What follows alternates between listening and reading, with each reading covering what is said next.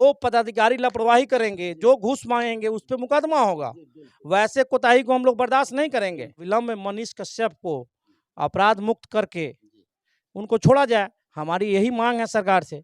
मैं किरण चौधरी ढाका प्रखंड प्रमुख की तरफ से पूरे बिहार वासियों एवं ढाका प्रखंड वासियों को चैत्र रामनवमी पवित्र रमजान की हार्दिक बधाई एवं शुभकामनाएं देती। अभी आपने सुना ढाका माननीय प्रमुख श्रीमती किरण चौधरी का, और आइए प्रतिनिधि जो करते हैं उनसे बात करते हैं कि ढाका में अभी तक क्या क्या प्रमुख के तरफ से विकास हुआ है समस्त नागरिकों के लिए।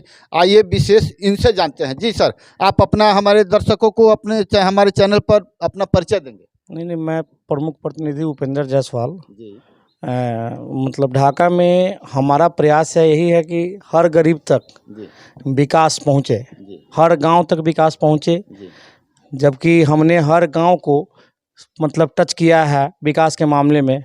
हर जगह कहीं सड़क बन रहा है तो कहीं नाला का निर्माण हो रहा है, तो कहीं जिम का निर्माण हो रहा है, कहीं बच्चों के लिए उद्यान का निर्माण होने जा रहा है। और मतलब निचले स्तर तक सरकार की जो मानसा है, निचले स्तर तक गरीबों को उसका लाभ मिले। जैसे आवास योजना में मैंने अधिकारियों को मतलब निर्देश दिया है कि आवास का लाभ निम्नतम जो गरीब तबके के लोग हैं उन्हीं को मिले, जबकि बिचौलियों को नहीं मिले। और इसका मतलब प्रयास जो मैंने किया, इसका धीरे धीरे मतलब इसका असर हो रहा है। और मतलब इसका लाभ भी मिल रहा है लोगों को, और विकास के पथ पर अग्रसर है ढाका। और मेरा प्रयास रहेगा कि इससे भी ज़्यादा विकास करे, कि ढाका प्रखंड मतलब आदर्श प्रखंड बने और विकास के मामले में अपने ऊंचाइयों को छुए। चलिए, समस्त ढाका वासियों को ये सौभाग्य की बात है कि सीएम खबर आपको रूबरू ढाका के प्रमुख जो विकास के लिए होते हैं उनके प्रतिनिधित्व करने वाले, इनसे बात कर रहे हैं श्री उपेंद्र बाबू से। आइए थोड़ा कुछ सवाल और इनसे करते हैं। सर जी, आपने जो कहा ये रोड, आवास और नाली गली, और हम तो आपसे नल जल के बारे में बाद में पूछेंगे, पहले बात कर लेते हैं। ये पूरे बिहार में पूर्वी चंपारण जिला ऐसा है जो भ्रष्टाचार में सबसे अव्वल है, सबसे ज़्यादा। कहीं कहीं नेता की भी बदनामी आती है, कहीं कहीं विशेषकर जो पदाधिकारी नीचे से लेकर ऊपर तक हैं। आपके प्रमुख प्रखंड में क्या उस भ्रष्टाचार पर आप क्या कहना चाहेंगे? भ्रष्टाचार पे हम लोगों ने बहुत अंकुश लगाया है, बहुत हद तक, और प्रयास रहा है मेरा कि भ्रष्टाचार यहाँ जीरो पे चला जाए। जो पहले से बिगड़े हुए पदाधिकारी थे उस पे मतलब अंकुश लग चुका है, और धीरे धीरे हमने बोल दिया है कि गरीबों के मामले में हम कोई कोताही बर्दाश्त नहीं करेंगे। किसी भी गरीब को उसका हक मिले जो सरकार की तरफ से आता है, आवास योजना, वृद्धा पेंशन। विशेषकर आजकल गरीब ही वंचित हैं, और खासकर नहीं, ढाका में आप पता कर लीजिए।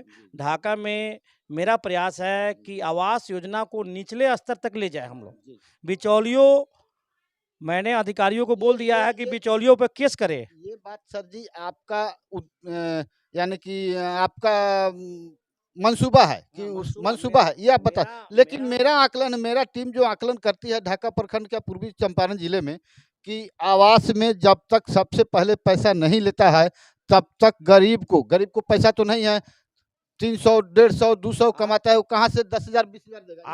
आप इसकी सूचना हमें दे। उस पदाधिकारी जो पैसे की डिमांड करते हैं उस पे कार्रवाई होगी, और जो बिचौलिया होगा उस पे केस होगा, उस पे मुकदमा होगा। गरीबों का जो हक मारेगा उस पे मुकदमा होगा।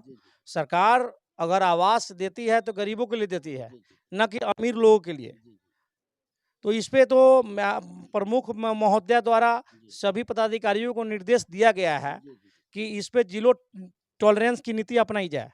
मतलब भ्रष्टाचार में जीरो टॉलरेंस जहाँ तक हो वहाँ तक हम लोगों ने प्रयास किया है, और अभी तक अच्छा खबर आ रहा है, और आगे भी यही प्रयास होगा कि गरीबों और वंचितों को उसका हक मिले।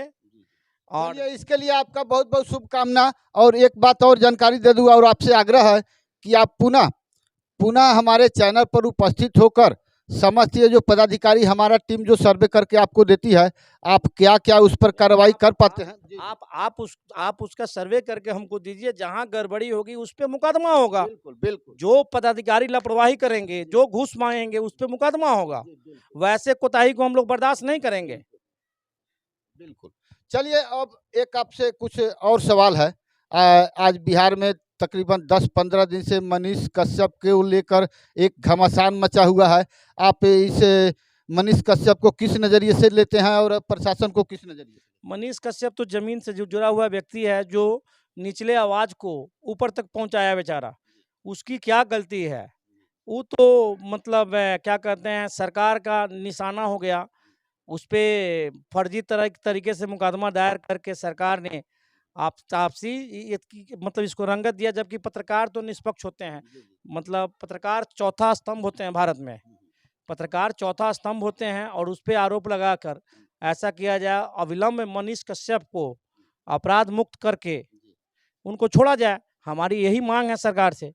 आपसे एक बात और जानना हम चाहेंगे, आखिर ये मनीष कश्यप ही क्यों, सरकार को केवल तुरंत एक्शन में क्यों आना पड़ा, इस पर आप क्या कहना चाहेंगे? मनीष कश्यप के टीआरपी बढ़ रहा था, सरकार को देखा नहीं गया। सरकार की नाकामियों को मनीष कश्यप बार बार उठाया करते थे, जिसके चलते उन पे कार्रवाई हुई। तो हम यही मांग करते हैं कि सरकार इसकी निष्पक्ष जांच कराए।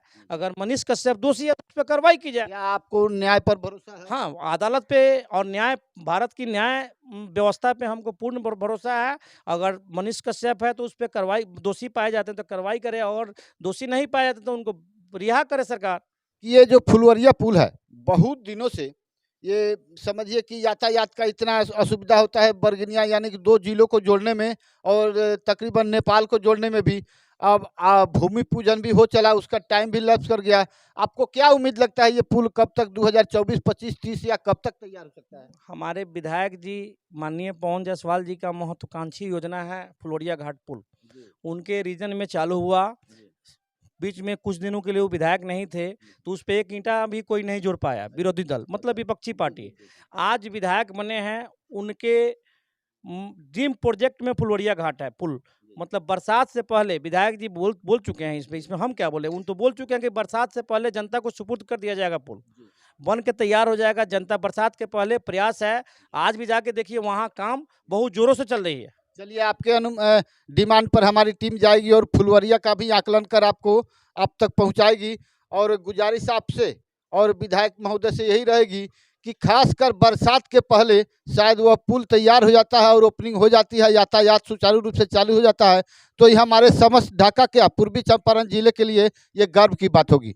और बने रहिए, आप समस्त घटनाओं पर आकलन कर सीएम खबर को कमेंट कर सलाह अवश्य दें। स्क्रीन पर नंबर आता है सीएम खबर का, इसको कॉल करें। अपने समाज के भ्रष्टाचार और अपराध संबंधित जानकारी आप दे सकते हैं। मैं आर एस पांडे, सीएम खबर से। जय हिंद।